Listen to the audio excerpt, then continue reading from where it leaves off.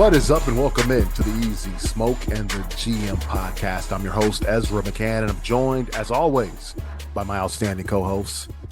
He's a Chicago Public League legend. He's a Simeon legend. He's a Grambling State legend. He played second base for the Tigers back in the day. He was all swag, and I saw your boys put a nice beating on Jackson State in the Michael B. Jordan Classic. So congratulations to you there. He is Brandon Williams, a.k.a. Coach Smoke. And we've got the NFL draft analyst for NBC Sports Chicago. You can catch all this work everywhere. Mock drafts are out every week at NBCSportsChicago.com. He is Glenn Morgan, our GM. Gentlemen, it's Super Bowl week. How you guys doing? I'm looking forward to the Super Bowl. I mean, this should be a pretty good one, man. Rematch, so to speak. So, sure, 49ers got a little revenge, or at least Kyle Shanahan has a little revenge on his mind, and I'm sure the Chiefs want to, cement that legacy, and who knows, might be Coach Reid's last Super Bowl if he wins this one. What was that? That was 4 years ago, right? Yeah, Super Bowl 54. Yeah. I think I read somewhere that there are only 15 players on both sides that played in that Super Bowl. Yeah, so that's kind of what Kyle Shanahan, not so much the 49ers. That's a lot, man. That's a lot of turnover in 4 years, but it is. But no, it should be good. We will talk about that a little later. I think the top story of the week, and it was a lot going on around here for the Bears and our team. I think it started off Thursday. Colin Cowherd, I don't know if he meant to say this on his show, but as a mention, said that Caleb Williams didn't really want to come and play for the Chicago Bears. Said this on his show. Everyone freaks out. All of the Caleb Williams lovers here in Chicago freaked out. Oh my God, he doesn't want to come here. It's because we have this awful organization, blah, blah, blah, blah, blah, blah, blah. And then Colin Cowherd has to come back the next day and walk it back and say, yeah, Colin's people got in touch with me, and that is not really the message they want to be sending. They are not anti-Chicago. They are not anti-Bears. Right. He does not mind coming to play here.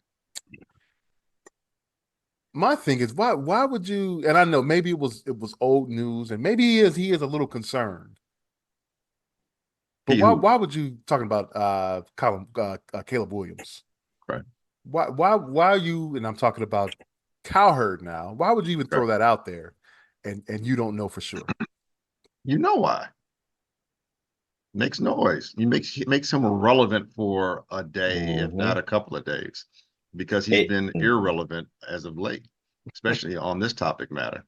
He's out in California, so he's probably trying to leverage the fact that maybe he might know a little bit more than this East Coast guys on the Get Up crew or whatever, on First Take or whatever, whoever his competition he feels may be.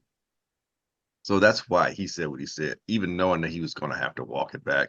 That's fine. They got out there. It's like when you're in a courtroom scene in a movie, and you say he's a killer. Oh, you have to strike that. Jury strike what you just heard. Yeah, right. Jury strike what you just heard. Act like you didn't hear that. Yeah, right. It's too late. It's already out there. So, and none of that, but it was a regurgitation of what had come out when Goofy asked, I'm sorry, I'm being disrespectful. When Goofy reporting Sam Acho came out there and said, he reported on, like he had some breaking news about Caleb Williams and the Bears, and everyone clowned him and said, dude, what you saw was fake news and you just got faked out. Then he go try to say, wait, was TikTok. Was it Sam or Emmanuel? I'm sorry, Emmanuel. Let's get him. Emmanuel. I apologize. Sam is my guy. I like Sam. I apologize, Sam. Not Sam. Yeah. Big brother, Emmanuel Acho, or older brother. So yeah, it's like, dude, really? I mean, we've been here, done that already, and you're saying this in February? Stop, or late January, whatever it was. Like, stop it, and you got to walk it back. So, does anyone really believe that Caleb and them are walking it back because that's how they really feel, or they just need them to shut the hell up so they can leverage whatever they need to leverage, and he's messing with their leverage? Well, he's making them look bad to start off. Yeah, exactly. He's messing with their leverage. So not necessarily messing with their leverage, but just you don't want it to come out that you Messing with your leverage. Okay. Yeah. No, I don't think it's messing with leverage per se. You still want to because what does he care about leverage wise? When you say he, what pronoun he is referring to Caleb and his I'm group. talking about Caleb and his group. Yes. Yeah, of course they care about leverage. What's the leverage? What's the leverage? Yeah. What are you leveraging? You want to be the number one pick. You want to be the number one pick, exactly. So But I you would think also if it's about leverage, you want it to be known that you may not want to go to Chicago. Then that way, some teams are going to try to come up. no, you mess up your leverage because it's known that then teams may just Washington maybe just wait. And other teams may try to I guess what I'm saying is he runs the risk of something that might be more certain if Washington makes that move, as opposed to another team who's like, well, he's a diva. He's a guy that doesn't want to be somewhere. So how can we really count on him to be our Right. franchise That's face? not leverage. That's just making him look like a poor teammate. Yeah, but if the Bears, if some teams, if he starts falling the draft and Drake May moves up, that moves some of his leverage. That's not going to happen. Let's be real. That bet not happen. I will say I have heard some people out there talking about how maybe Washington is the better place for him. Washington could move up, get the number one spot, and then the Bears will have to figure out if Drake May is the better option at 2 than or what's the kid from LSU? Jaden Daniels. Jaden Daniels. And then, oh, by the way, Justin Fields is still in the mix. I found that personally, me being the Justin Fields fan that I am, I found that insulting to my QB1. I'm sorry. Why Drake May shouldn't even be in this conversation At all. We should not be thinking about anyone from North Carolina right now in either the number 1 or number 2 pick scenario. That should not be an option. You gonna hold a whole institution because of Trubisky? Yes. Yeah. We went through that already. I don't want to hear that name. Hey, with the Chicago Bears. Hasn't Justin dealt with the Ohio State quarterback claim most of his career? So why can't Drake May live in the Trubisky? I mean, he gets no pass. All the great quarterbacks that come from Tar Heel country. Nobody before Peyton Manning came from Tennessee. So I mean, it's nobody out of Michigan was big time until what? Brady, who happened to be a 6th round pick, who wasn't picked as big time. Harbaugh was a late 1st round pick by a team that won 30 games in 2 years. I mean, it's yeah. And then he sat and he became the starter, and then they got rid of him, and he went to an AFC Championship game. Well, it didn't happen quite that quickly, but yeah, it took a while. It didn't happen that quickly, bro. That was towards the tail end of his career. No, he left in '93. They went to the '95 AFC Championship game. He's been in the league for like almost 8 years at that point. I said he became the starter, and then they got rid of him. I gave a good timeline there. What are you talking about? You made it sound like it was like 2 years. Great timeline. Well, no, that's the timeline. Okay. That was perfect. What are you talking about? But no. So I would definitely put Drake May under that category. But yeah, I found that to be just so disrespectful that the Bears are, they have to figure out if Drake May is a good option. No. It's either the only options I want. It's either you keep Justin Fields and you trade the number 1 pick, which I really want, or you're going to keep the number 1 pick and take Caleb Williams, which is number 2 for me, but I'll be okay with that, right? Or there is no. I thought you said you had 3 options. Well, you draft Marvin. No, I just said. Or honestly, I don't think that's the least worst. That's the least that's the least favorite of mine. No, because here's you don't get the anything. deal. You get got to nothing. get something out of the deal. Yeah, Right. That's you the don't get nothing that's out the of whole it. point. You know, Because you can get something and move down into a position where you exactly, can still draft him. So exactly. that's like, maybe. I mean, that's we will be doing like what we did with drafting Trubisky in reverse. Well, not as We bad because just ain't give. We just we ain't get. actually No, gave that's what up I said stuff in for reverse. Trubisky. Yeah, We just ain't giving up nothing, but we giving up on what we could get by making that deal. But to get back to the question with Colin, Mm-hmm. I agree. He was making a hot take. I think it's some truth there. I mean, Yeah, I don't think I he's think it's some wrong. truth there. He just But I definitely feel he made that claim. It drew everyone to watch. You see the clips, so now everyone tunes in. Then he walks it back. You know, it's a way to get views. Hot take culture win. It's a way to get views. Everybody when he made that statement, just like me, I saw it on Twitter. Now I'm at work, so I couldn't watch the show the next day, but I guarantee his rating went up that next day versus before that. So it, but again, I do think there's some truth to it, which I mean ultimately comes to what has transpired since he made that comment. So I within the league itself, so I think there's some truth to it. I do think Caleb's camp just was trying to do some what you call that, feelers.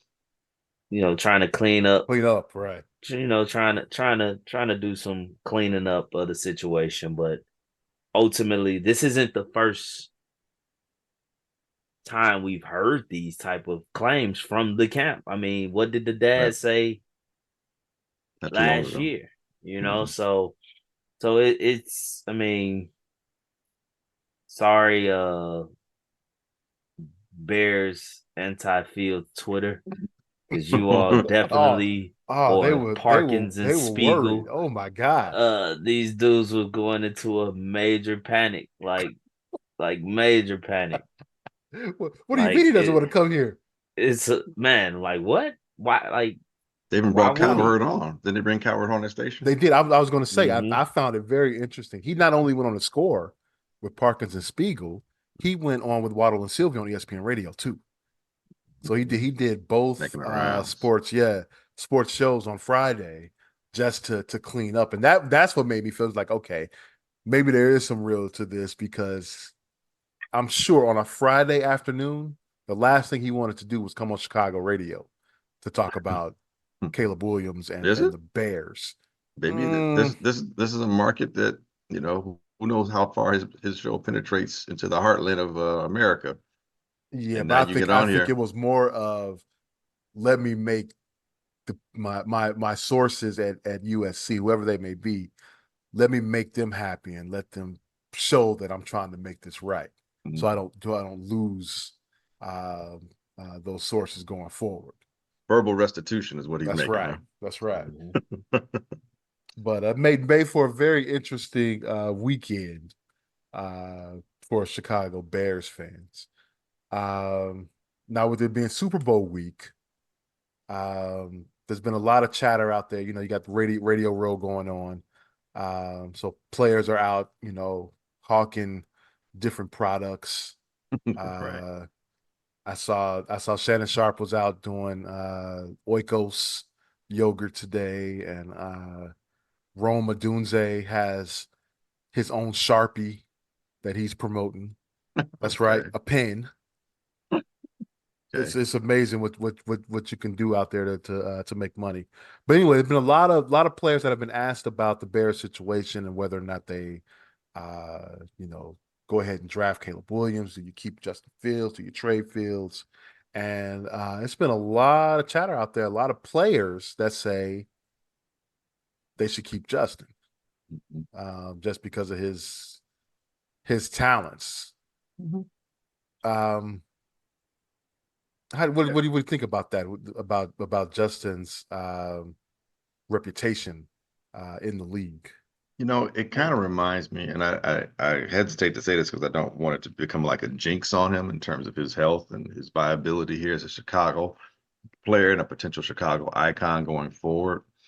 It reminds me of the respect that the NBA has for Derrick Rose. Derrick Rose. Yeah, it really does. It's like, dude is such a good dude and consistent with how he represents himself, and an amazing athlete that even his opponents are like, have a respect for him. And it's difficult when your opponent is asked about you, especially when it's on the defensive end, and they're the ones that have to, really deal with you, to want to say anything positive because they don't want to have any edge given away, And I would say that the comments that I've heard tend to fall in two camps with opposing defenders who are asked about Justin Fields. It's either the camp of, oh man, dude, he's a problem. Like, he's a serious problem. Like, dude is hard to handle because of XYZ. And the other camp is like, well, when we play, we're able to defend him. We're able to, steer him this way. We can stop him. And then they go, but if he ever figures it out, if he ever figures it out, I don't know. He's going to be, and then they just stop talking because they realize anything else they say, is going to be really an effusive praise of his talents. Kind of like how some players begrudgingly want to give Patrick Mahomes his due. Like, you kind of have to, and with Justin, because he hasn't done it yet, it seems weird, but it's actually weird in a positive way because he hasn't had that success that almost to a person across the league, he's getting this kind of magnanimity and when it comes to his ability. And someone brought out a point, and I agree, that current NFL players tend to side more with players who are in the league as opposed to incoming rookies. Rookies have to earn their stripes. So you're probably going to be hard pressed to hear someone say something more about Caleb over Justin. That's a different thing as opposed to just tell me about Justin. And it's not so much what you say as how you say what you say that really resonates. And that's kind of the distinction that I'm making here, is that how these players talk about him is way different than how you hear them talk about a lot of other players, especially other players who haven't had the quote unquote success that Justin has been said not to have here, which is why, there's that fissure here in Chicago between keep Justin or let Justin go. So yeah, man, you're hearing that. And George Kittle, as one of the players, tight end for the San Francisco 49ers, who is a big time Bear fan. Self-proclaimed Bear fan. That's right. Yeah. Now, he's from Chicagoland area, Illinois. He's from Illinois. Yeah, he's from Illinois. I think Quad Cities area. I want to right. say. So he's from Illinois. So he's a big time Bear, unabashed Bear fan. Like, he says it like after a 49er game, be like, oh yeah, I like Bears. He's got no compunction about the fact that he's a Bears fan, although he's a current 49er. And so I think a couple years ago, they actually won a game, and he said in the press conference, I was really happy about the fact that I was able to help the Bears today. Right. Like, go Bears, Right. It's really weird dynamic. You don't hear too many current players be active players, be fanboys of teams that they have to play against. So initially he was asked, or a journalist or someone, journalist who was a Packer fan, had approached him and said, hey man, whatever you do, man, if you ever leave the 49ers, just don't go to the Bears. And he's like, oh, well, you're a Packer fan, huh? Oh, okay. Why are you still talking to me? Or something like that. He just like get out of here. So that's how much of a Bear fan he is. So when he's asked about Justin, he's like, man, it's like, I think the Bears should build around him. He hasn't had any options. And then he caught himself because he realized that that's kind of a disparaging statement because the players who are currently playing with Justin, he's like, well, he needs more options. But he's keenly aware, as most players are, that Justin has had anything to work with up until this past year when he had DJ and a little bit of help from Komet. But other than that, nothing. So he's like, you got to build around him. And then he says, look at us. Look how we've comprised our team. It's like, yeah, you got a lot of talent, and if you get an opportunity to get more talent, you do that because it helps your quarterback, which helps your team invariably. So players see that and they recognize that, and it's just weird. And you said it earlier, as it's just weird that whether it's local media and for damn sure the national media, how they're just basically like Justin's already, he's out the picture already. It's over. It's over. They got him on either Pittsburgh, Atlanta, or Seattle, and not in that order. Usually Atlanta's like leading the pack. Pittsburgh is bringing up, right second, and then Seattle's like, well, Seattle makes a lot of sense because of the running game and blah blah blah. It's like, okay, so if it makes sense all these other places, and he's such a good fit there, I keep coming back to the same question: why can't you make that work here? Exactly. Another player on Radio Row, and this is a former, these next two guys are retired guys, and Torrey Holt, trying, again, did he make it into the Hall of Fame, or did he not make it? No, he's not in yet. Okay, so he didn't make it, but he was a Heisman. He was a Hall of Fame finalist. And if anybody remembers Torrey Holt, wide receiver. Well, wait, maybe he's going in as we're recording on Wednesday. Maybe he's going in tomorrow. So we'll find out. But Torrey Holt, yeah. he's definitely a finalist. I think this is his fourth time, I believe, as being a finalist. Part of the greatest show on turf. And Isaac Bruce, his wide receiving teammate, is already in the Hall of Fame. Marshall Faulk, running back on that team, is already in the Hall of Fame. Kurt Warner, the quarterback on that team, is already in the Hall of Fame. So Torrey Holt, I believe at some point will get there. But Torrey Holt is a player who, even when he was a former player, who even when he was playing, was one of those guys you could talk to about other players. Like, he's one of the few players that talked about fantasy players, and he would give comps on certain players. So he's very aware of athletes and their abilities, so on and so forth. So when he was asked about Justin Field, again, build around him. He's like, look at what you have. He's like, as a receiver, if you can get help for Justin, say like Marvin Harrison Jr., another receiver, you look across at the other side and there's a healthy competition, and you pull for one another, but you don't want to let the other receiver down. But both those receivers, bring out the best in one another, and that helps the quarterback because now he has more than one option to throw to. He's like, you build around him. It's like it just makes sense that you invest in a quarterback, because sometimes at some point you're going to have to invest in your players, because if you don't, you're going to find yourself on this turnstile, of repeating the same inefficiencies that you are been guilty of committing. So here's another former player, Hall of Fame caliber player, a wide receiver, a guy who knows how important the connectivity is between the quarterback and the receiver, is saying, build around the guy you have there, because these guys, and that's the other thing he pointed out, whenever you have the whole respect of your teammates, he said that makes a huge difference. That's a huge difference. He said Justin has that. He said that you can't buy that. That's something. And if you bring in a new guy, you're gonna have to start that all over again. And then you got veterans on there who are like, their time is short or their contract's running a little bit low. And do they really want to go through that? You have to factor that in as well. So that was part of his point for Team Justin. And I'll end with this. Shannon Sharp, someone who's been very outspoken about Justin leaving. A couple of different reasons why. One, restart the rookie contract clock thing crap that people say.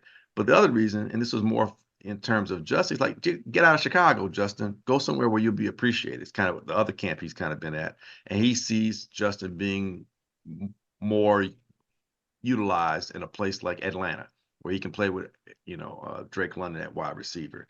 Kyle Pitts at tight end, Bijan Robinson at running back. These guys are already in place. These are high talent, high skilled guys that are looking for a quarterback who can get them the ball and help make their lives and their careers that much more productive and lucrative.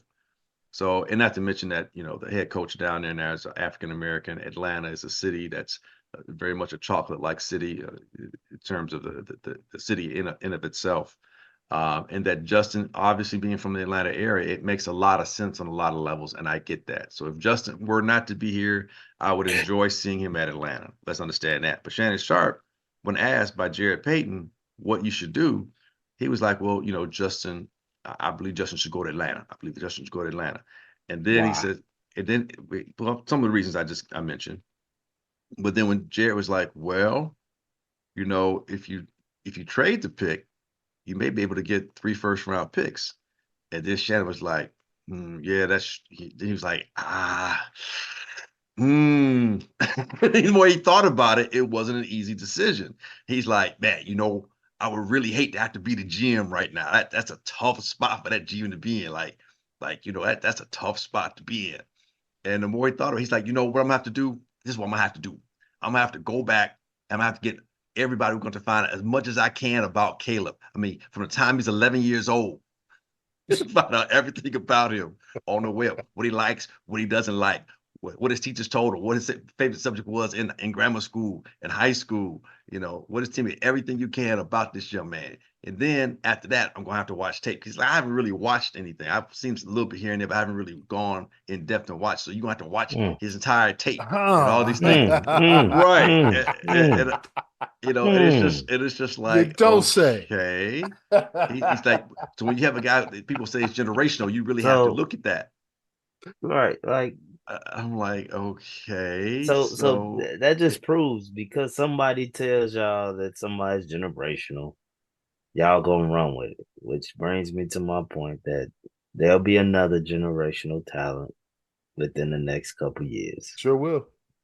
Arch Manning is still in college. I mean, the name itself might say, hey, he's royalty. He's automatically going to the Hall of Fame. You get what I'm saying? So, man, come on. Man.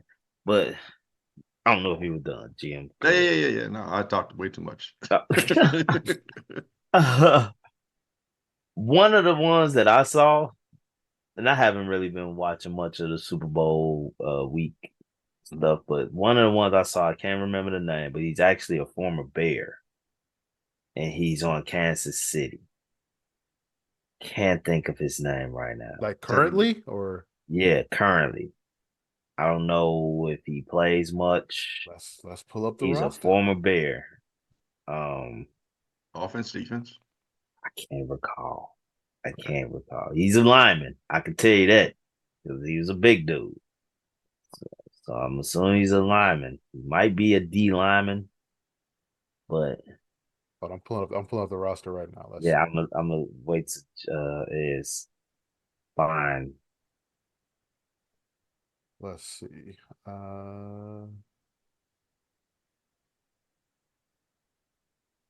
it might have been a very short stint. All right, Deion Bush is a former Bear, but you said it was a lineman. Not Deion Bush. It wasn't Bush. Let's see. I want to say last name starts with a P. Could be wrong.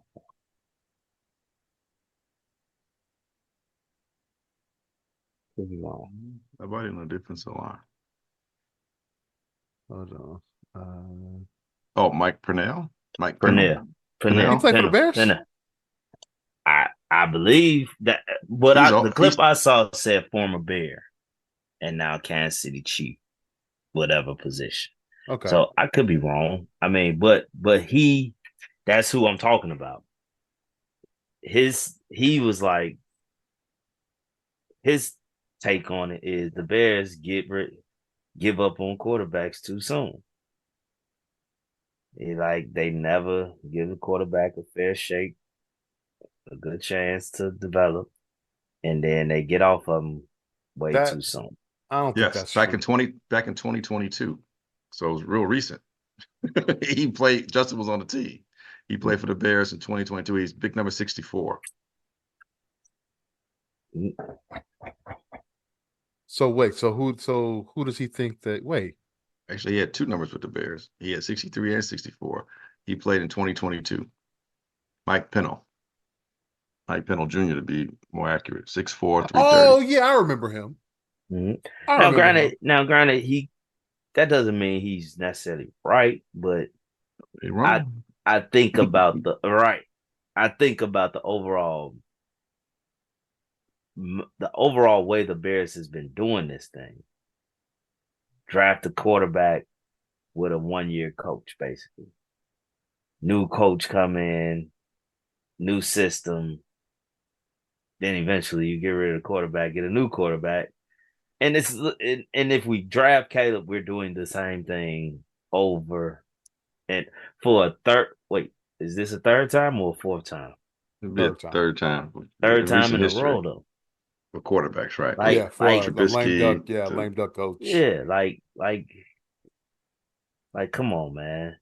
Like, we can't keep doing this. I will say I think they gave Trubisky plenty of time to show if he was the guy. Before that was Cutler. They gave Cutler 8 years. Yeah, but he had success before he got here. True that. Color's a little different.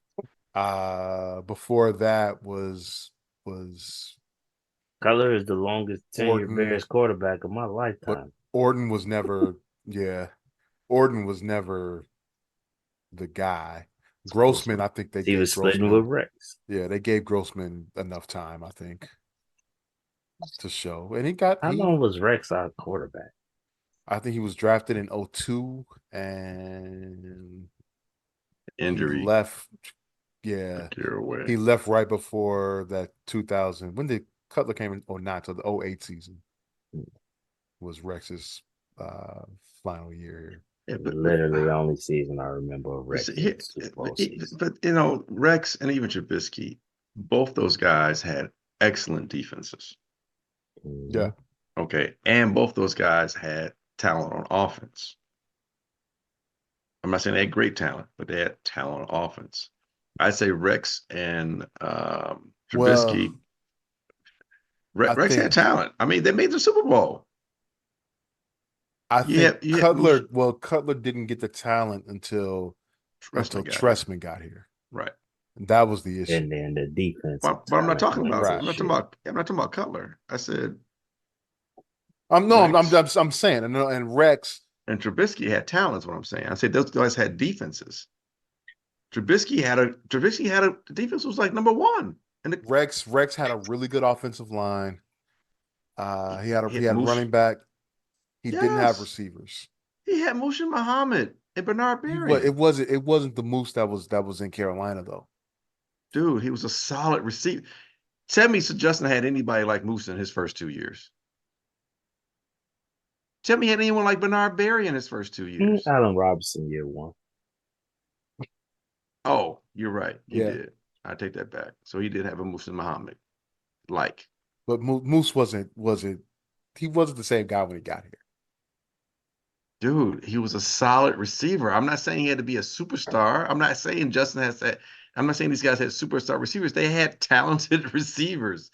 I mean, Justin started out with Allen Robinson and went to like Dante Pettis. I mean, stop. I mean, it's like Mooney is your number one guy. Okay, here's probably a 3. Moose went from a 1,400-yard season his final year in Carolina.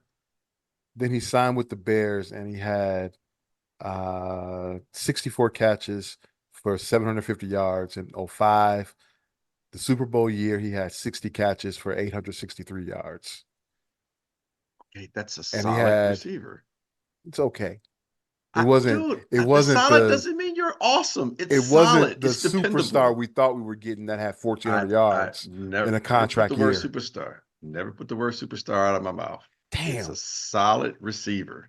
He had 93 catches, 1,405 yards, 16 touchdowns. Yeah, well, blame the quarterback throwing him the ball. He wasn't very good. Wow. All right. That's what that says. Yes. That's what that says. Like, real talk. Well, I'll give you, remember 2005 was the year that Grossman got hurt in preseason. And so Orton started the first, or was it was maybe the third game of the year. And then Orton had to start the next 10 games until Grossman Bears came went to back. Super Bowl in 2006 is what you're telling me?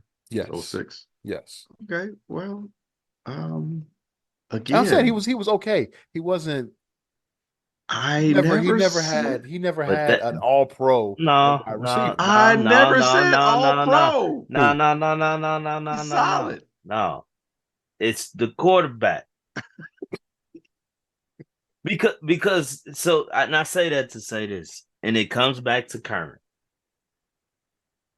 No one wants to acknowledge. Everyone wants to talk about how DJ Moore, before coming to the Bears, was 1,000-yard receiver, 1,000-yard receiver, 1,000-yard receiver, 1,000-yard receiver. Gets to Chicago, early on everything looking like, what's going on? They're not using you right. But everybody want to take clips from the Bucks game when they ain't using you right.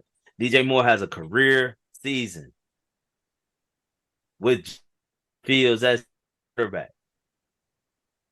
and that goes ignored because Justin Fields doesn't have the overall team success as a quarterback that they want him to have.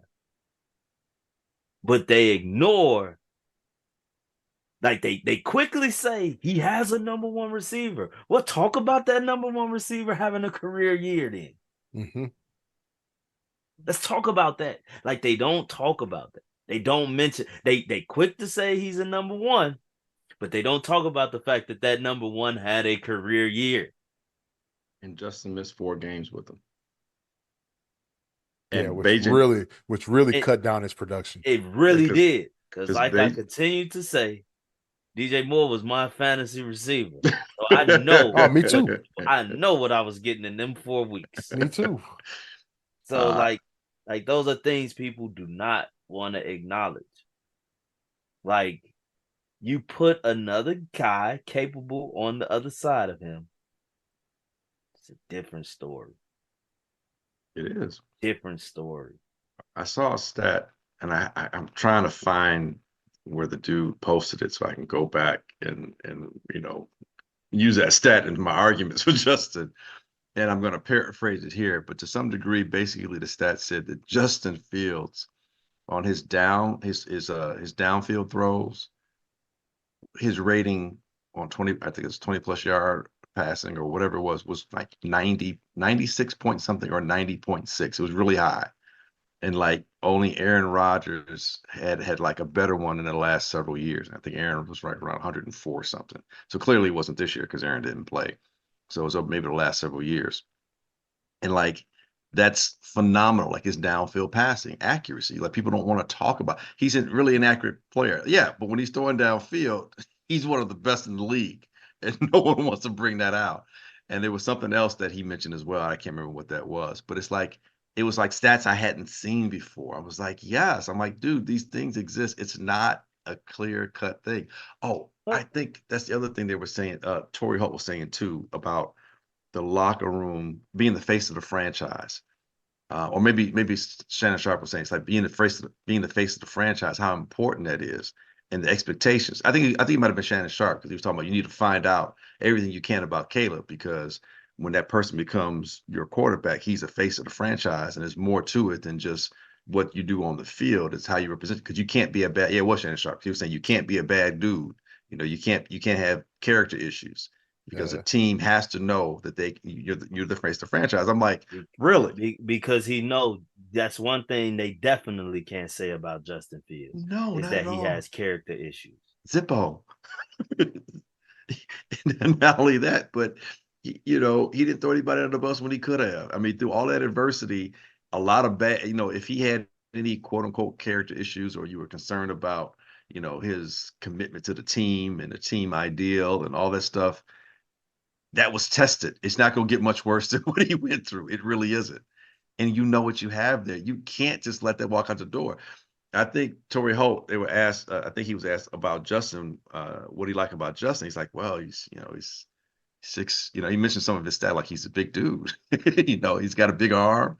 He's big and he's fast. It's like, yes, those aren't small things when you talk about the NFL. You got to take that into account. He doesn't seem for whatever reason, I don't know, maybe it's me.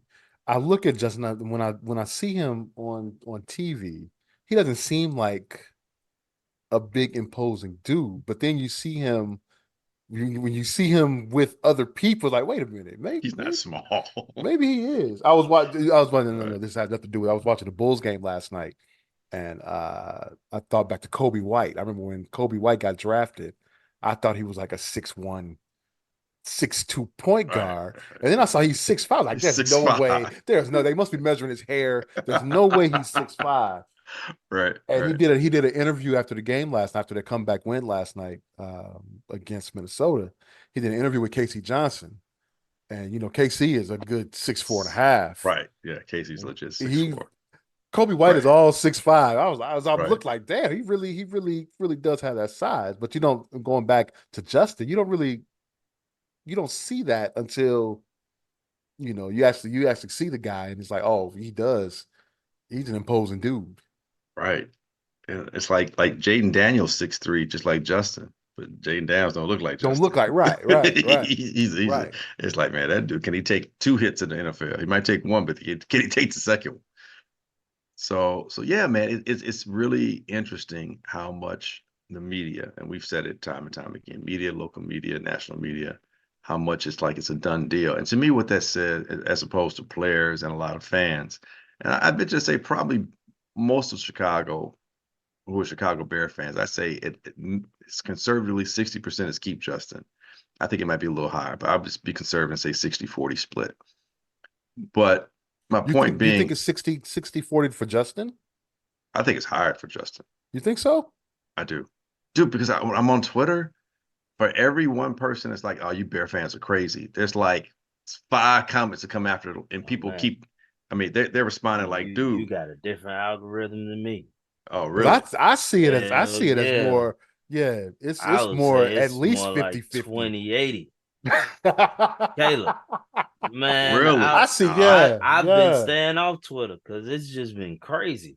I don't see that at all, man. I'm seeing a lot of Justin fans. I really am. Maybe I just see what I want to see.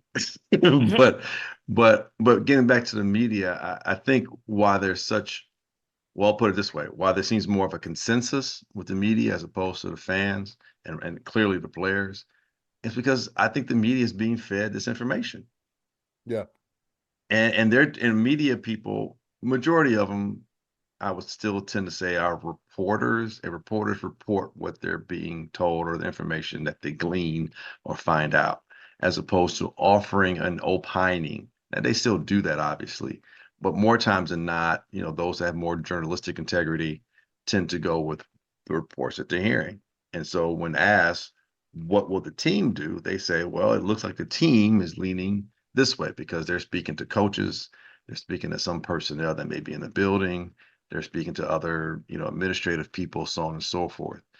So that's what that tells me. Like, and that's it's regurgitation of what they're hearing, and why they're being fed this. This is where the speculation comes in, and B, you're the biggest conspiracy person that I know outside of my wife. So it can be all types of things, but basically at the end of it is to manipulate the message. Mm-hmm. Now, to what end that message is being manipulated, I don't know.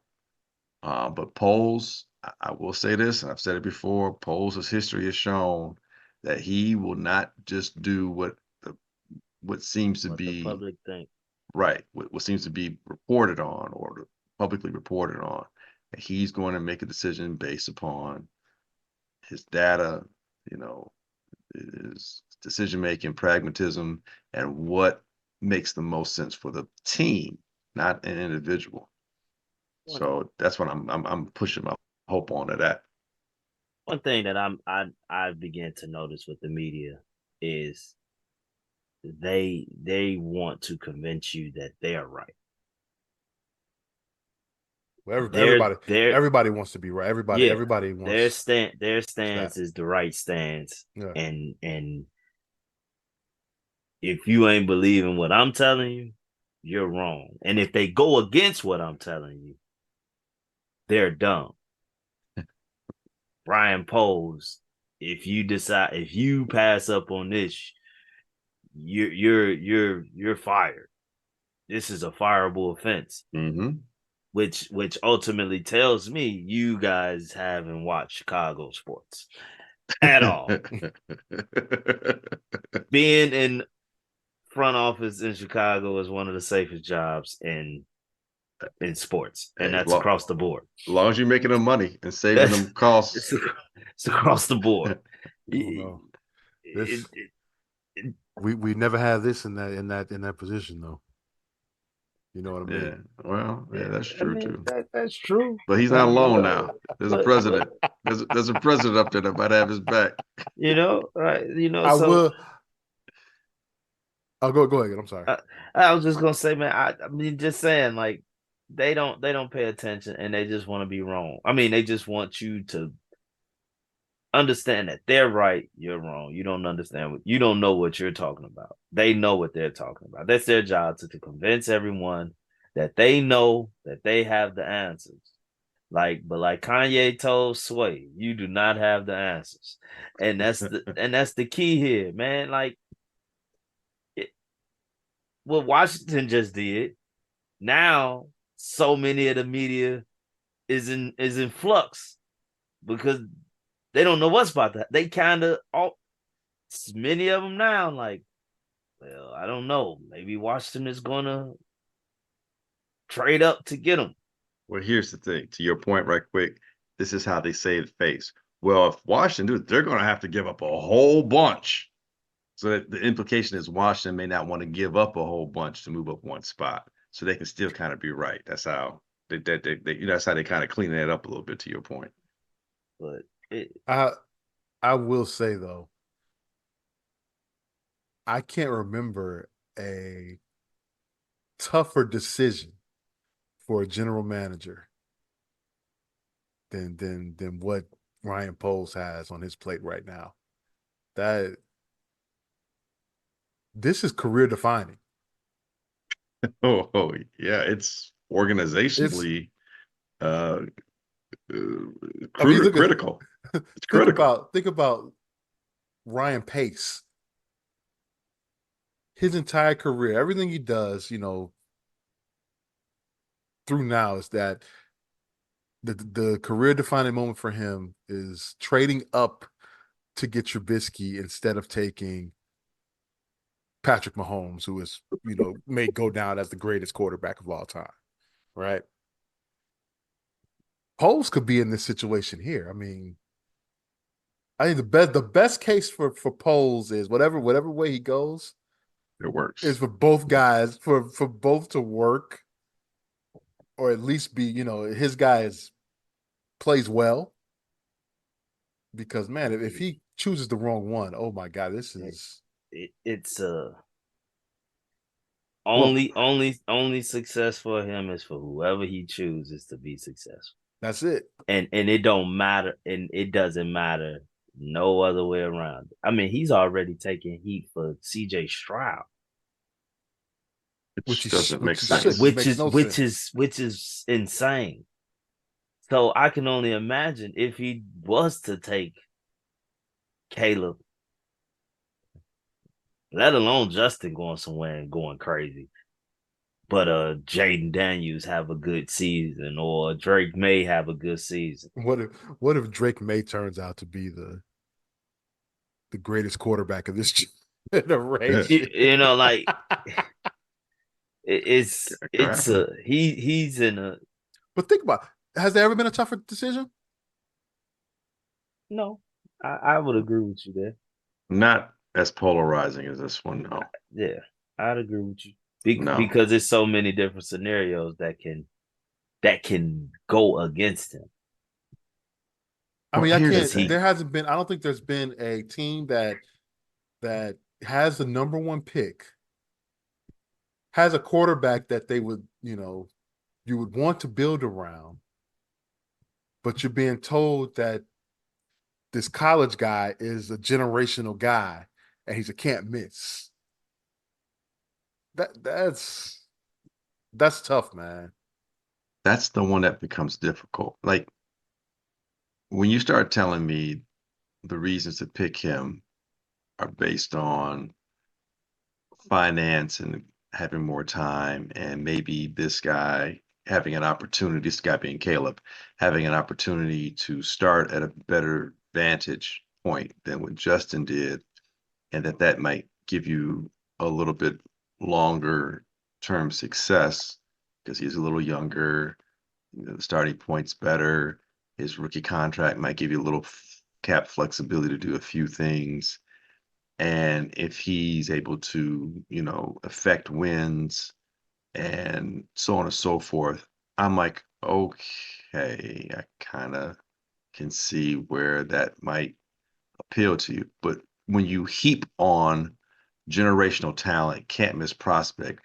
Now you're putting Caleb in almost in a no-win situation. You're putting a whole bunch of pressure on this guy. You've effectively put a lot of the pressure of his development on a head coach who's not going to be responsible for his development. He's a defensive head coach. He's not the offensive coordinator. He's not an offensive coach. He's not going to be responsible for his development. And now you're saying this coach who's been beleaguered since he's been here, and let's be fair, Eberflus has probably been just as screwed, if not more so, than Justin in terms of being here and having a situation where he can actually try and win without having to coach with his hands tied behind his back. Now Eberflus has to pretty much almost win this year with a rookie quarterback because he's generational, and CJ Stroud wasn't considered generational. Look at what he did. And so now you put Caleb in a situation where if he doesn't win, as you mentioned before, they may have to let the head coach go. And even if Shane Waldron stays, you're still dealing with a different head coach. So that's where it becomes more complicated to me in terms of, polls. Because if you keep it on the generational stuff, almost makes it seem like, why would you not pick him? If you don't pick him, what's wrong with you? And it's just like that's not fair because when did he all of a sudden become generational? Was it after he won the Heisman? Was he generational then? Or was he generational when he was losing 4 or 5 games this season? So he's still that same generational guy and losing the way that he lost. And if he's generational, how come at USC, not at Texas Tech like Mahomes was at, not at a school that traditionally doesn't have top tier talent, but you take Caleb supposed to be a generational guy at US freaking C. It's a blue blood institution. And in his Heisman his Heisman year, they're playing for the Pac-12 championship game. Generational guy. What did you do? He's banged and nicked up. Okay, well, nobody wants to hear that when you're the generational guy and you won the Heisman and you're playing a team you played earlier and lost to, and then you lose to them again. And it's Utah. I mean, how many national championships does Utah have? Now, I believe they got robbed of one, or at least they have an opportunity one, when ironically Alex Smith was there and went #1 as a #1 draft pick. But I'm just saying, it's not like Mahomes' situation where he's playing on a team where the talent level, there are not a lot of guys going to the pros from Texas Tech that he played with. There's always going to be guys going to the pros on USC. Always. I don't care how bad USC is. They're going to always have guys going to the pros. You're generational, and then you didn't get it done. And you come back this year, and then your record is even less than. If someone says, well, if he's generational, he's going to cover up the mistakes or the deficiencies that the Bears may have because he's that talent. You're putting that on him right now as a rookie coming out. He can't do it in college. What makes you think he's going to do it at the pros? You're basically firing the head coach, putting pressure on the rookie quarterback, and making the GM sweat for his job. Or if you're opposed, you look at the reality of your situation and say, okay, downside, I have a quarterback who hasn't won a lot of games. I have a quarterback who's struggling in the fourth quarter statistically. I have a quarterback who has shown a potential to hold on to the ball and not be as quick delivering it. It has yet to pass for 300 yards. Some benchmarks that we expect quarterbacks who are franchise quarterbacks to attain. He's yet to do so, and he's completed 3 seasons in the NFL. And you're weighing that against the promise of everything that the world is speculating should be. Yeah, you're right. It's a tough decision. So you gotta clear out all that noise, and you gotta start looking at brass tacks. You gotta start looking at what is the reality of my situation. And when you look at the reality of the situation, I'm not going to go through all those things we've talked about them before. I think when you look at the reality of your situation, what you have before you, regardless of Caleb or Justin, what you have before you is an opportunity to imbue the Bear organization with enough draft picks, enough draft capital to do several things. Give you options, mainly options, but several things with those options. Get a whole bunch of talent that doesn't cost a lot, thereby increasing your ability to have more cap revenue because you're not investing in a whole bunch of free agents. and or having options to use said draft capital to maybe maneuver up and down the draft board, not just for this season, but for next season, and or drafting these players. And if these players get to a point to where you have to start to pay them 3, 4, 5 years down the line, because it's going to be tiered off, you can either pay some players, or trade some of those players for the draft picks, but you're keeping the flow of talent consistent and you're building continuity with your team, making you more viable and maybe more attractive to some free agents. Because keep in mind, everyone, just because you have free agency money doesn't mean the free agents want to come to your team. There may be various reasons why they don't want to come to the Bears. If you're a wide receiver, I don't want to come to the Bears because that's a place where wide receivers and quarterbacks go to die. So your ability to get that free agent wide receiver for your young quarterback may not happen. Defensively, you may be able to attract some defensive players, but only if they know that that defensive coach who can put people in place to succeed is going to be there. If he's let go or he's on the hot seat, I don't know if I want to come there, because now you might get a different defensive coordinator in there and maybe he runs a different scheme. Maybe he's more of a 3-4 guy instead of a 4-3 guy. Or maybe he needs his defensive tackles to be this instead of that. These are things that go beyond just Justin and Caleb. And you have to seriously consider the ramifications of what your organization and your team is going to look like and how that roster is going to be comprised. But more importantly, the coaching staff. People don't focus enough on the totality of the coaching staff and how that impacts every NFL team. I'm just saying, man, you're right. It's a tough ass situation to be in. Yeah, but I will continue to say though, the safest pick for Poles is to keep Justin. It's the safest pick. At the end of the day, if you're gonna make a move, to me, for Poles, the one move you don't want to make is to send Justin or trade that number 1 pick to Atlanta. You do not want to send either one of them to that place. Either one. Because that's the one place where you will look bad. Because it's a weak division. And either one of them can go there and make the playoffs in year 1. You trade with New England, you trade with Washington, they are still the 3rd or 4th best teams in their division, no matter what. If Caleb's the quarterback, they are. It does not matter. CJ Stroud did not go to the Houston Texans and was in a gauntlet of a division. Let's not let the media fool us into thinking Jacksonville was so great that CJ Stroud went into a gauntlet of a division and did something that was so impossible to be done. No, he went to a shit division too. That was a trash division. And so what he did is really not as shocking as they want to make it out to be. But it is shocking. But if Caleb Williams was to go to the Washington Commanders and all of a sudden jump the Dallas Cowboys, who are a religious 12-win team. We know what they're going to do in the playoffs, but in the regular season, they're a 12-win team. The Philadelphia Eagles, we know what they are. And if we think Caleb Williams is going to go to the shit show that has been the Washington Commanders and drive them to be what CJ Stroud did for the Houston Texans, everyone in America is fooling themselves. And he's definitely not about to go to the AFC East and supplant the media darling that is Josh Allen. So, come on. The media loves Caleb Williams so much right now, but let him go to New England and be in that division. Not right away, anyway. Exactly. You know, realistically, the media know the best situation for him is Chicago.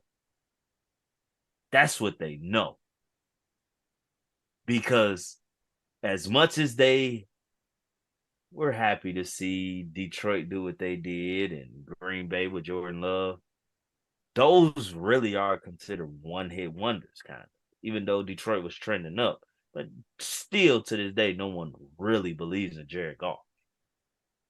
And the Packers, Jordan Love, this was year 1. So anything could happen next year for those two teams. I'm just saying the Packers organization has been a model of consistency, but no, we don't know. I But was we saying don't know. about golf. Golf had a good championship game. No, I had solid agree. back-to-back years. Yeah. I agree, but the media still don't give him the credit that they don't believe in him like they believe in. He's not talked highly about. Quarterbacks. No, and he's not mentioned in the top 10 at least. Yeah. You know, like so, like it. To me, if you make the move, you trade with one of them two teams, and you kind of hedge your bet a little bit. You hedge your bet a little bit. That's the safest pick. Don't know what's gonna happen. We'll see. And you're trending up. If the Bears are trending, the crazy thing is, through all of this, all the badness that we've seen the last few years, and all of what Poles had to eviscerate in terms of just the crap that was left him, and to try and rebuild through all that, and with the coach firings that happened last year, something that you just came out of left field, and having to, deal with another curveball thrown your way. These dudes still came out, and they might have hit in 230, but it looked like they hit a couple of home runs with DJ Moore and with Montez Sweat, and with the two linebackers they got, and with the draft picks they got. I mean, it's like there's a lot of things trending up, and with this defense winding up being a top 10 defense overall, and being the number one defense against the run. I mean, there's some triples and some doubles and some home runs that this team has been hitting, even though they were just hitting, 225, when you average it out through the season. But they're looking like that team that, this team is going to be a problem going forward. And now you want to bail? It seems like you're at it, like Justin's not 28, 29 years old.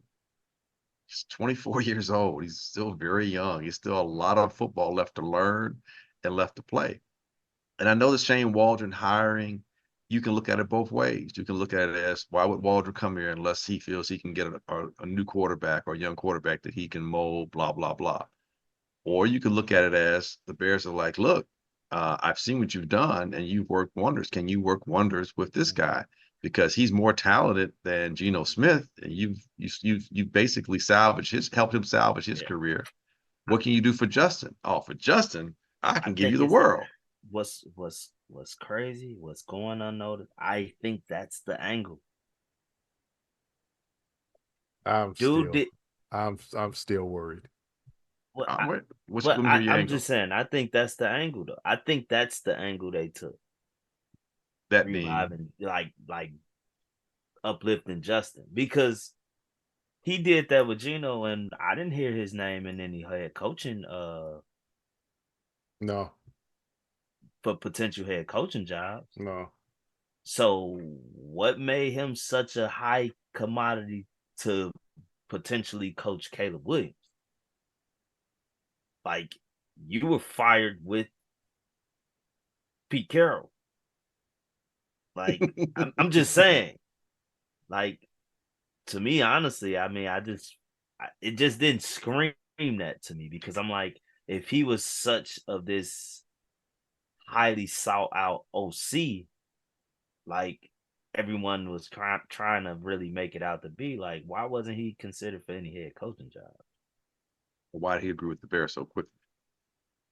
Because there were still coaching jobs available. You know what I'm saying? It's like, plenty. There were like about 4 or 5, I think, were still available when he signed with the Bears. Bears got him pretty early on when the coach's situation. Getting no coaching job. So he wasn't getting any OC job anywhere. Nah, I'm saying head coach. Job. No, his name was not. That's what I'm saying. Yeah. Right, but still, he could be an OC somewhere other than Chicago. So why would he agree to come to Chicago? Is the question. He know Justin is more talented than Geno Smith.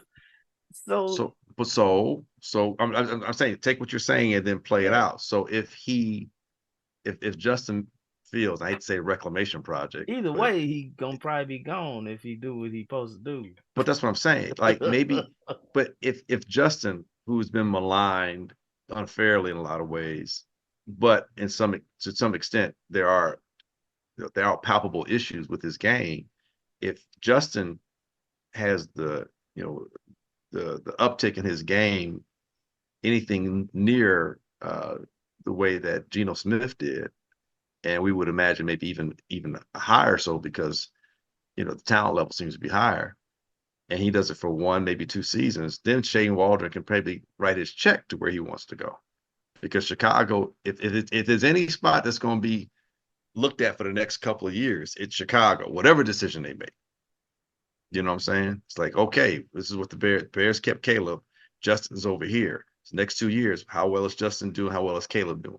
Bears keep Justin. Okay, how well is Justin progressing?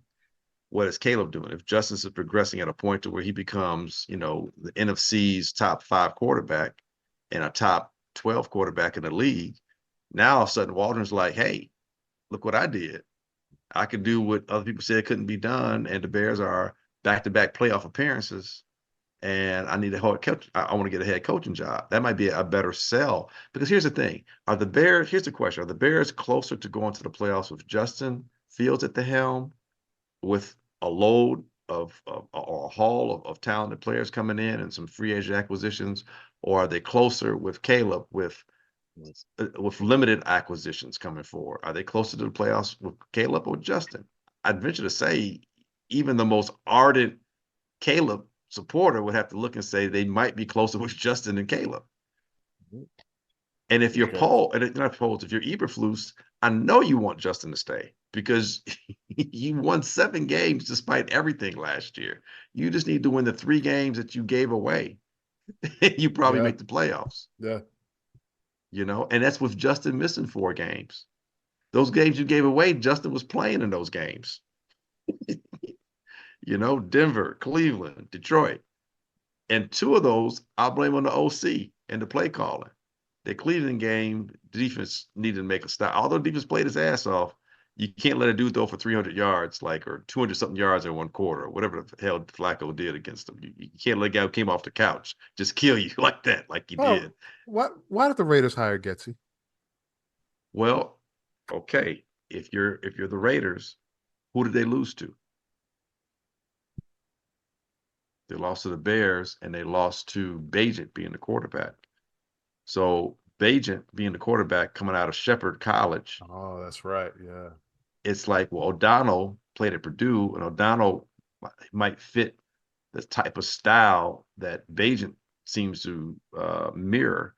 O'Donnell's a higher level player, and O'Donnell had some ability he showed in the NFL. I liked O'Donnell when he was at Purdue. He did some things I thought were nice. I thought he looked like an NFL quarterback at Purdue. I thought he got picked in a round he probably should have got picked in. But you bring in Getsy, O'Donnell probably vibes with that system, and you've got more talented players than what the Bears have. And so going forward, you think this could work, especially since Kingsbury left. Why they only offer him a 2-year deal? Well, I don't know what they offer Getsy. Did they offer him a 3-year deal? And maybe Getsy's like, right. I'm imagining Getsy probably got a 2-year deal too. But he's like, fuck, I'll take any job because I need to clear my name from the way he's been trashed in Chicago and me being summarily dismissed from the Bears. So that could answer your question. Is that might be why he might be the guy that agreed to take the job. Kind of like, why did the Panthers hire Canellis to be the head coach? Because probably a lot of the head coaches are like, I don't want to touch that toxic situation. With that owner, right? Because Ben Johnson would seem to be a natural to go to Carolina with the talent that's there, with the quarterback that's there. Ben Johnson should have been a natural. He's like, I don't know. I'd rather stay in Detroit and deal with the devil that I know than to deal with the fool that's over there in Carolina. So yeah, I mean, sometimes, man, I think stuff is just as simple as what it is. But we in the media or the media outside of us tend to overhype things and look at it from, I don't know, just crazy levels, crazy speculation, and just a lot of hype, man. Because right now, to me, Caleb, I think right now he's overhyped, in my opinion. Yeah. I'm not saying he's an exceptional player. I'm not saying he's not. He is an NFL quarterback, hands down. He's a first-round pick, hands down. But this generational bullshit, I'm like, dude, you got to slow up on that, man. I mean, dude, like, ask yourself that, what is Caleb doing that you haven't seen other quarterbacks in college do? Nothing. I've seen Michael Vick do some of the stuff that Caleb was doing. I've seen all these other quarterbacks win. And win. How about that? Yeah, I saw Michael Vick take Virginia. I've never seen a losing quarterback be so highly touted. I've never seen it. Never seen it. Granted, he won a Heisman the year before. Congratulations to him. But he's never won a. He's not a losing quarterback. He's not a losing quarterback. They went 7-5.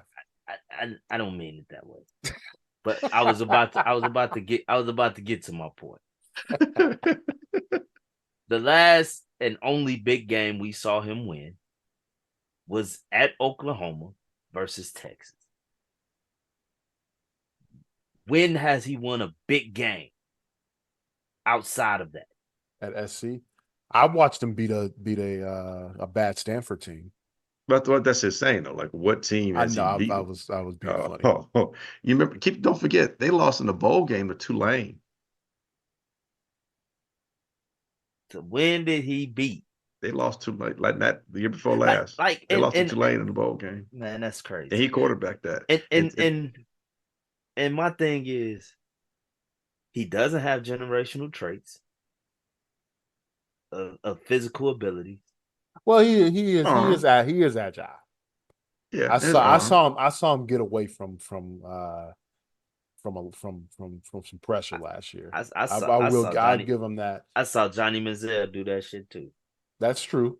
Well, that's what I said. Look, what has he done that we haven't seen other quarterbacks do? I seen Johnny. So I'm saying, like, and we all give this particular quarterback the criticisms he deserved that he doesn't always get in the media. But Trevor Lawrence was generational. He had the generational build. He had the generational look. He had the generational traits. Generational look, you're funny. I'm just saying. He did. 6'5". Long hair. Long hair. Long blonde hair. We know the complexion. Arm. Athleticism. Championship pedigree.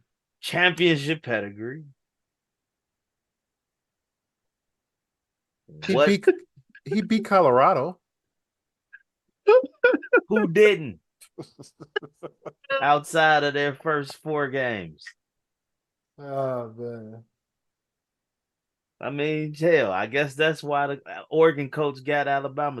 Well, no, he was the first offer. He turned it down. Yeah, Washington coach. He said he didn't want it, but he was the first choice. I guess it was because he beat Colorado. And, like that, but I'm just like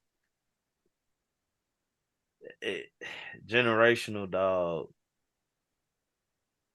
He's like Mahomes. This is the first, but Mahomes wasn't called generational. But he's like Mahomes now. And that pisses me off. It's not fair to anybody, Mahomes or him. It's not. Like, for one, like, let's stop. Mahomes is not regular. It's not just all talent why Mahomes is winning the way he's winning. There's other things do he have the same intangibles that Mahomes got? Like, don't know. We don't know these things. Like, if it was just strictly on talent that won you Super Bowls and things like that, man, Dan Marino will have some, right? Mm-hmm. Most definitely. Jim Kelly would have one. You know, like it's so many other things Warren Moon. Factor into this stuff, man. All the Hall of Fame guys that never won anything. Like as much as everyone is in love with CJ Stroud, he can easily have a 4-12 year next year. That's 4-13. 4-13. That's just how crazy football, the NFL is. Like, I get it. You gotta the media have to have talking points to sell what's going on, but gotta get clicks. I'm gonna be honest. Caleb is one of the first ones that I looked at like, this generational stuff with him is insane. Like, because I've always associated that label with winning. He haven't even made a playoff. Has he even won a conference championship? No, but that's not all his fault. It's not. It's defense involved as They well. did. They put up points. His defense is terrible. Kyler Murray's defense was terrible, right? Didn't he win a Big 12? Well, every defense. All defenses in the Big 12 didn't exist. I'm just saying. But yes, Kyler Murray and Baker. I'm speaking. This is because Lincoln Riley. Yeah, both Kyler and Baker went to the college playoffs, and didn't both win. Caleb or Baker didn't win a Heisman. No, they both won Heisman. They both won Heisman. Yeah, both won Heisman. Wasn't hearing no generational. Goddamn, Kyler Murray was a first round pick in the MLB. Yeah, that's so true. Forget him being a generational quarterback. He's a generational athlete. That's a great point. Oh, but he's 5'11" ish. We sure Caleb ain't? He's 6'1" listed.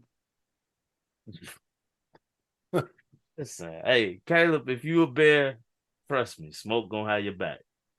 But until then, yeah, until you throw 3 picks and lose a game against Green Bay. Like everybody else has. Yeah. I'm gonna just look at the fans at that point. Look, I'm gonna still support you, Caleb, but I'm just looking at these fans that swore you generational. In this world, there are only 2 tragedies. One is getting what one wants, and the other is getting what one wants. Another is getting it. So be careful what you ask for. You might just get it. Hey, we got some news. I don't know if it's breaking, but reports are that Steve McMichael, Devin Hester, and Julius Peppers, former Bears, will be a part of the 2024 Hall of Fame class. That's awesome. So yeah, that's good stuff. I'm gonna be real with you. What's up? I don't even know who the hell Steve McMichaels is. Oh, what? Baby, stop it! Really? Be real. I'm gonna be real. Oh, I'm gonna send you some stuff on Steve McMichael. Get off my lawn, youngster. Get off my lawn, youngster. And like we said before the show, is Julius Peppers going in as a Bear? No, he's going in as a Panther. He is a Bear. But goddamn, it's about damn time when it comes to Devin Hester. Yes. As we might have had this conversation 2 years now. Yeah. Like, just strongly believe when you're the greatest of all time at whatever it is you do. Like, are they gonna make Adam Vinatieri wait forever? Yeah, he should be in the Hall of Fame too. I'm with you. They not. I can't see them making him wait forever. I can't see a kicker being a first ballot though. So, I think Ray Guy was as a punter. No way. You don't think Ray Guy was as a punter? I don't think he was not a first ballot. There's no way they put a punter. No way they put a punter in first ballot. But Devin Hester was must-see TV. He absolutely was. I understood the fact. Well, here's the deal. Here's the deal. My thing was, it took Chris Carter 3 times to get in. So, not saying it should have. But the greatest of all time at what he did. That's his fault. He's damn near close. Chris Carter. He's not damn near close. He's like, come on, man. He's like 5th. That's not damn near close to being the greatest of all time. But there's a big distance between him. Well, clearly there's Jerry Rice. Okay, Jerry Rice is one. You're saying close. I'm like, I don't know if Jerry. It's like Jerry and you got Randy T.O. and Terrell. Took a while, but that was really because of media we know why just that hated was. him. Well, and sometimes rightfully so, but like I think Larry Fitzgerald doesn't. People forget about Larry Fitzgerald and how great when Chris Carter retired. When Chris Carter retired from the game, he was in the same sentences as Jerry Rice. My favorite movie line, Jerry Rice, Chris Carter, Andre Reed. I smoke all them fools. But you know, movie that is. Ever get a Sunday? No. It's Jerry Maguire. Oh, I smoke all them fools. But anyway, so yeah, he took him 3 times. I get why it took Devin Hester 3 times. yeah, I understand I'm with that. it, but he's in now, so that's all that matters. It's well deserved. 20, what was it? 20 return touchdowns. Not to mention all the great field position he got for the Bears during that time. Yeah. They didn't always take advantage of it, but Yardage totals, changing the field. They say, you know, we'll give you the 40-yard line. That was a 2-year period. They didn't even kick to him. Teams weren't even kicking to him.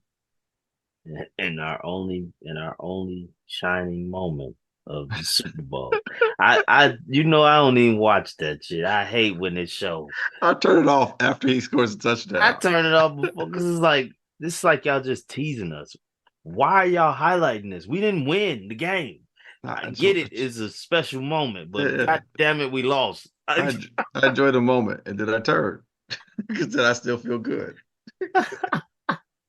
I don't keep watching to see Thomas Jones throw his arms up in disgust because Rex Grossman keeps throwing interceptions. Just for reference sake, Smoke.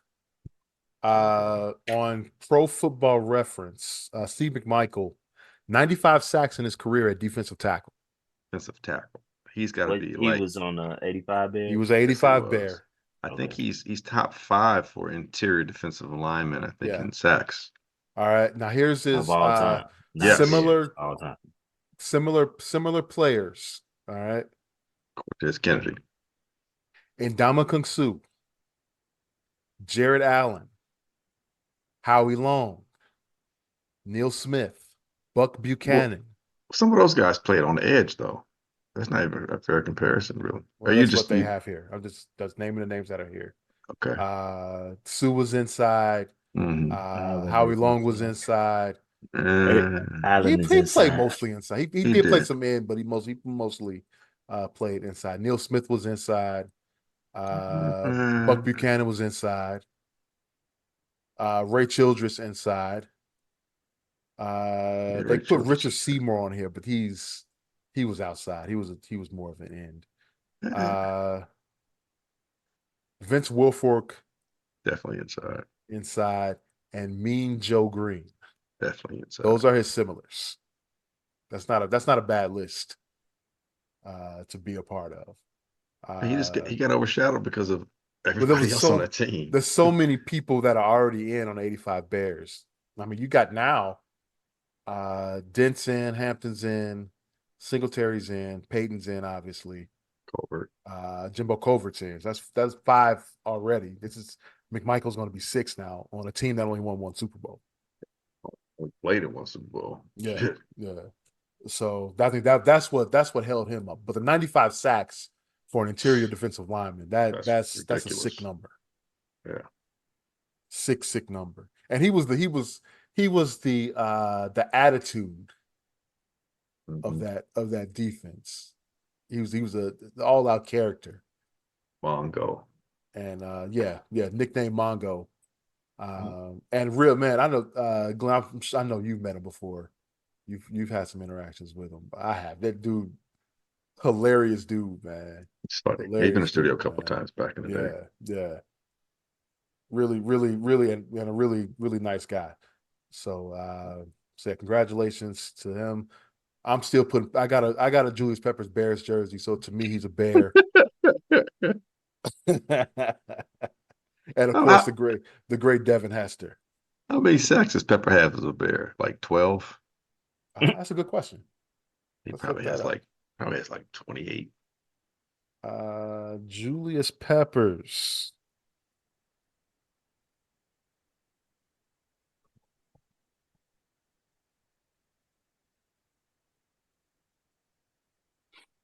$159.5 sacks total in his career. Really? That's a lot. Damn. As a Bear. I don't have that many.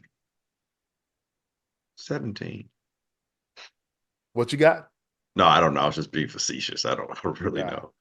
37 and a half. Oh, okay. So that's decent. Yeah. So 1/5. Yeah. Like 1/4 of the sacks. So the majority of them with the Panthers. He spent, He yeah, I played mean, 4 years with us. he played 4 with us. He played 3 with Green Bay, and he played 1, 2, 3, 4, 7, 5, 10. 6, 7, 8, 9, 10 years with the Carolina Panthers. Yeah, he's going to this. He do play 17 years. Yeah. Good googly moogly. I remember him. We're the same age. So when I was interning at the NBC affiliate in Norfolk, Virginia, I got a chance to go to a Virginia versus North Carolina basketball game. Yeah. And Peppers on the basketball court was a man amongst boys. I mean, it's crazy, just a ridiculous athlete that he was. But yeah, that's think about that. You not just played on any college basketball team. You at played on North North Carolina. Carolina. North Carolina. Yeah. And Tony Gonzalez too at Cal, because Cal was pretty good Yeah, back in the day. Yeah. So those are two guys who definitely played. Not just like McNabb barely played at Syracuse. And he said, heck with it, I'll be a football player. Those guys actually played. Well, I don't think Boeheim didn't really want McNabb on that team. That was a deal with the football program, so McNabb would come there. Right. I guess Charlie Ward might probably be the best player that played college basketball. Charlie Ward won a Heisman and then went to the NBA. It became a all-star point guard at one point, right? I think he made all-star game one time. Yeah. I remember they used to say that he was the best quarterback in New York.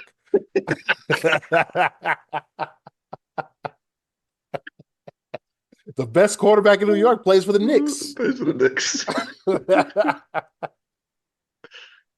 Oh man. And then before we forget, it is Super Bowl week. Yeah. So we should probably talk about the big game that's coming up. What's y'all picks? Who y'all got? This is tough, man. The line is 2. All right. The 49ers are a 2-point favorite. This is hard. I am going to take the Chiefs. I'm going to take the points.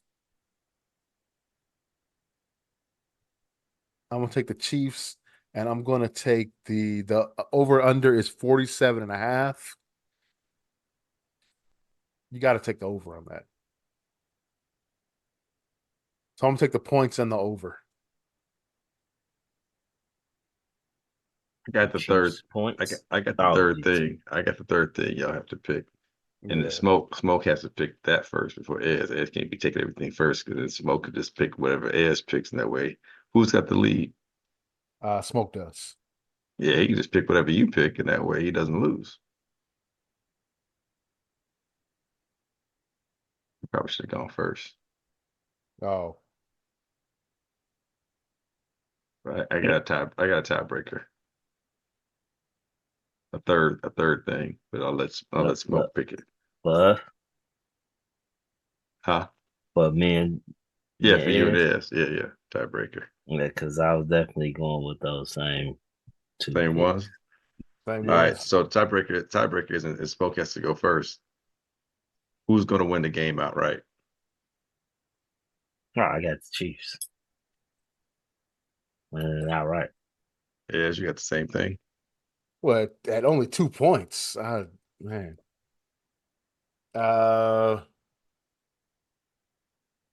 Wait, so Chiefs are -2?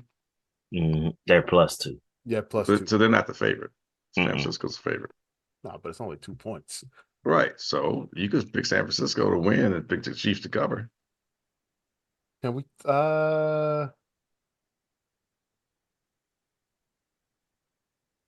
gotta find some way with this. You guys, it's gotta be something that's a deciding. Here, let's do a player. Let's do a player prop here. Okay.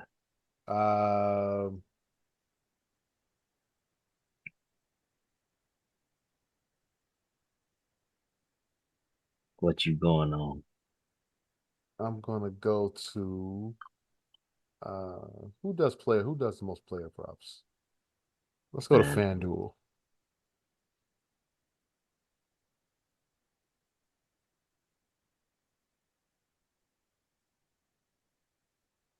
How many Question is, times? will they How let many me do it? times? How many times would Taylor Swift be shown? Whoever comes the closest wins. If y'all tied, that'd be the tiebreaker. Super Bowl. There we go. All right.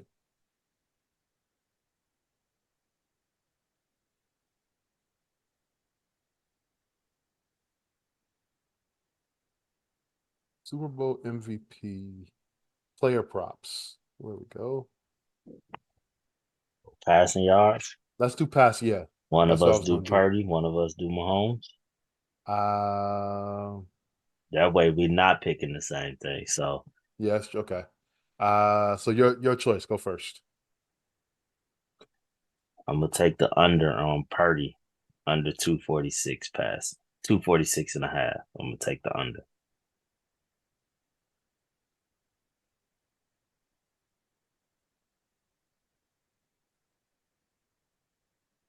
Under 246 and a half.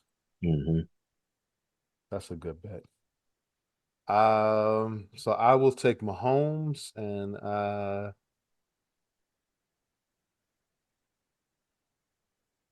I'm gonna take the under as well. I'm gonna go under 262 and a half. So I guess at this point, if y'all both still tied, what, you just flip a coin or something? I think you should go to how many times let's Taylor. do one more ridiculous. Let's do a ridiculous. How many times prop. Taylor Swift is shown? Y'all, whoever comes the closest, like Price is Right. Whoever comes the closest without going over. So that'll be a game prop. Yeah, let's see.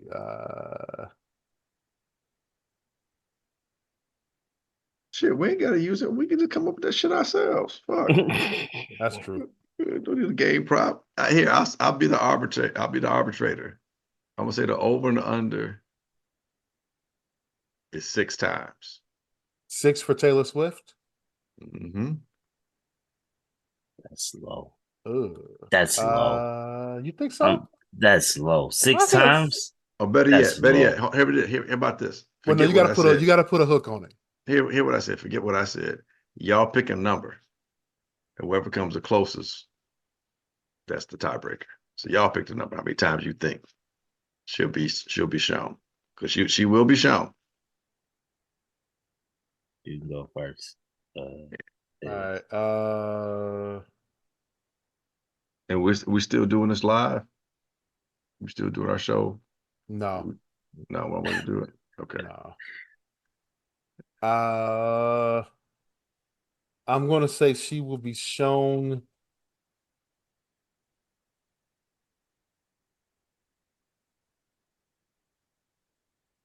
I'm not talking about after the game. Wait, if it's close.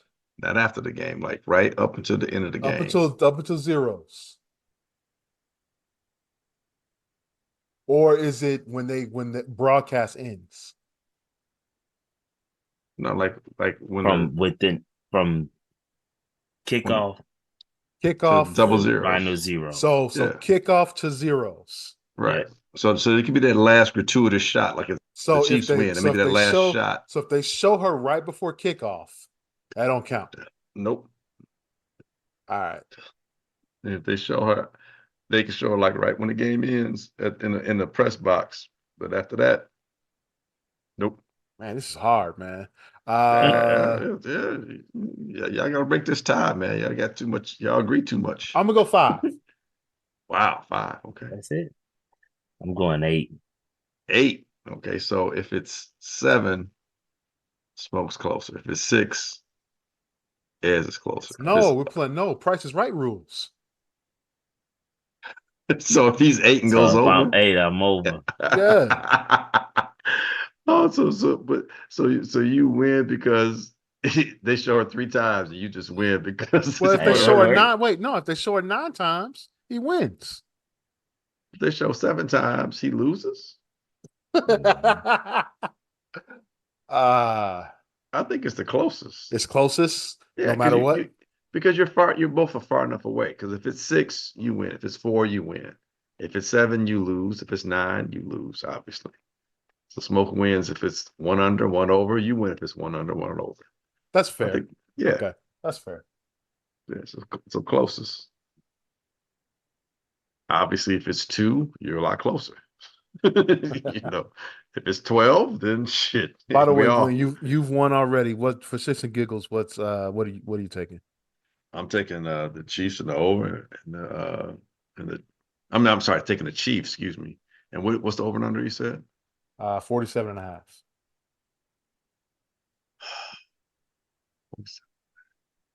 I'm gonna take the under. I'm taking Chiefs and under. Yeah, they're two good defenses, man. I mean, I know the the 49ers defense can be suspect at times, but I think they're, you got 2 weeks to hunker down on one opponent. And the Chiefs defense obviously has been really good throughout the playoffs. So yeah, I think it'll be under. I'm looking at like 23-20. I think that'll be the final score. Well, can't wait. Should be a great game on Sunday. Yeah, that's gonna do it for this week's edition of the Easy Smoke and the GM podcast. I want to thank everyone for listening. We greatly appreciate it. You can catch us at Apple Podcasts, Spotify, iHeartRadio. No, Google Podcast is done now, and we said Stitcher's done now, right? Stitcher's done now, yeah. Jeez. Start over again. Or wherever you find your favorite podcast. You can also catch us at hp53productions.com. There you'll find a link to our podcast and the Super Duper podcast hosted by Rob Griggs and yours truly. Yo, Glenn. Yep. Please take us out. Hey, it's like we always say here at Easy Smoking the Gym, the podcast show. We ain't saying we're right. We just sure as hell know we ain't wrong. We'll catch you next week for more in the saga of the Bears. Justin Fields and Caleb Williams.